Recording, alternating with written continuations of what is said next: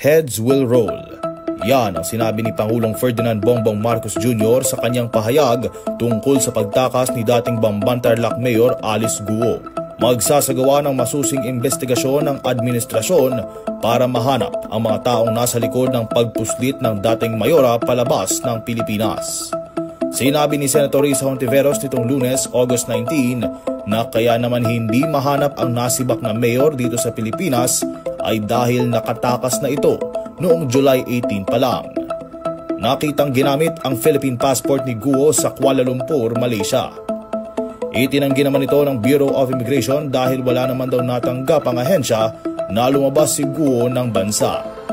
Sinabi rin ng Department of Justice na nakapaghain pa ng mosyon ng kanyang abogado na meron pang counter affidavit noong August 14. Sa sumunod na araw ng Martes, August 20, kinumpirma ng Bureau of Immigration na namataan si Guo sa Indonesia. Matapos ang kumpirmasyon na wala na sa bansa si Guo, sinabihan ni Executive Secretary Lucas Bersamin ng DOJ at Department of Foreign Affairs na ikansela ang pasaporte ni Guo.